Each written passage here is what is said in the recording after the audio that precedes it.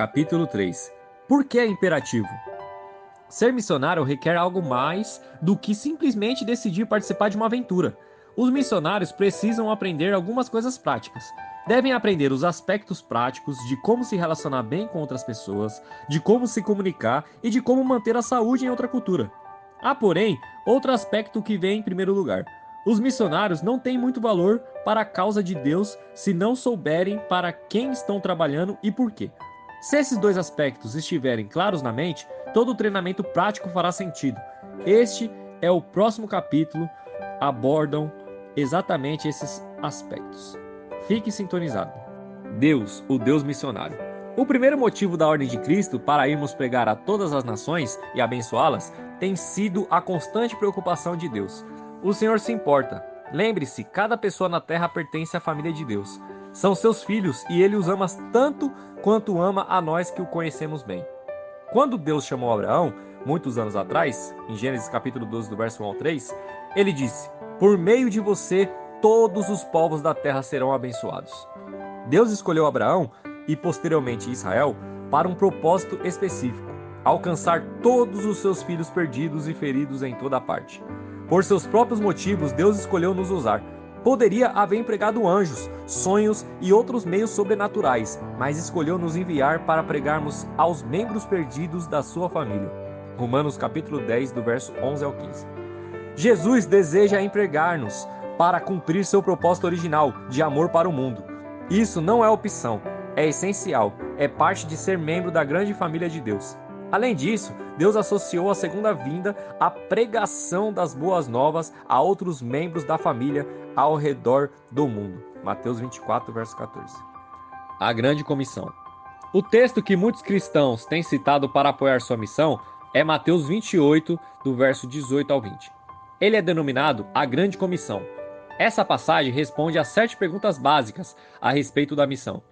Foi-me dada toda a autoridade nos céus e na terra. Portanto, vão e façam discípulos de todas as nações, batizando-os em nome do Pai e do Filho e do Espírito Santo, ensinando-os a obedecer a tudo o que eu lhes ordenei. E eu estarei sempre com vocês até o fim dos tempos. A consideração atenta a esse texto nos informa o aspecto essencial que necessitamos saber a respeito da missão cristã. Essa foi a última ordem que Cristo deu a seus discípulos. Ao estudar as 7 respostas básicas, acompanhe o texto em sua Bíblia. Primeiro, quem nos envia? O Cristo ressuscitado é quem envia, e não a igreja, a associação geral, nossa ocupação profissional, alguém ou algo mais. É isso o que forma nossa auto-identidade. A avaliação que fazemos de nós mesmos é de nosso trabalho, deve depender do reconhecimento de quem nos envia. 2. Em que base somos enviados? A autoridade e ordem do Cristo ressuscitado e adorado é o fundamento de nossa missão. Jesus recebeu toda a autoridade e poder e ordena, não sugere, que devemos ir.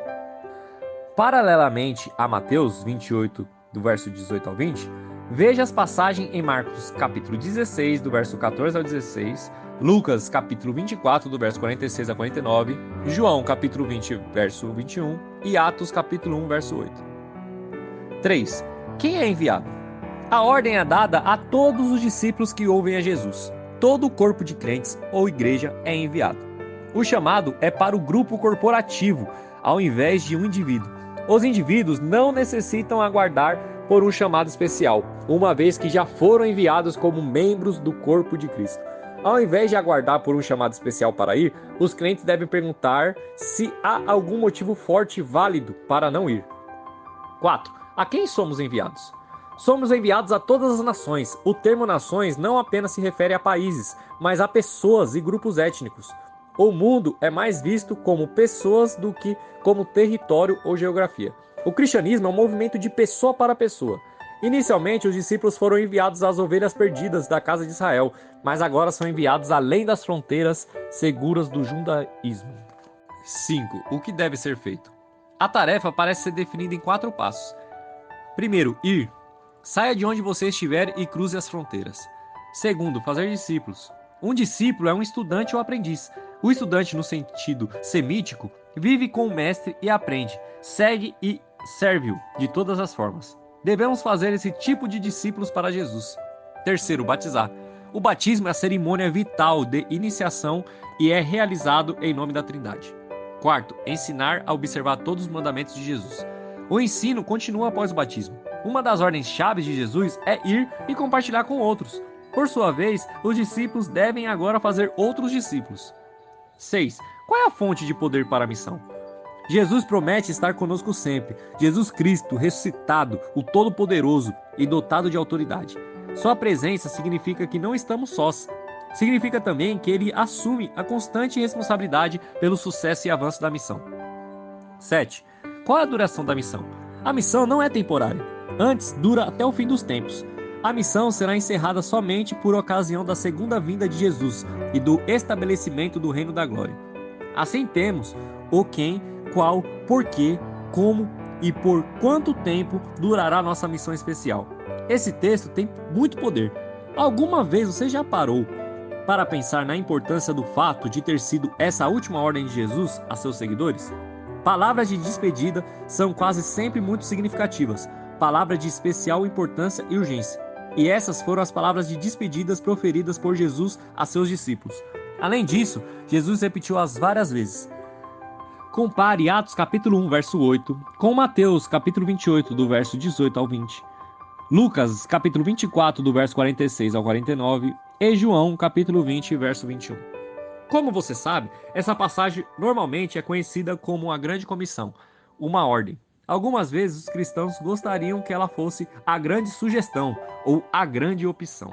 Mas o propósito de Jesus foi claro: estar envolvido em sua missão no mundo é parte e quinhão de ser cristão. Então o que fazer? O que temos a oferecer às pessoas de nosso país e ao redor do mundo?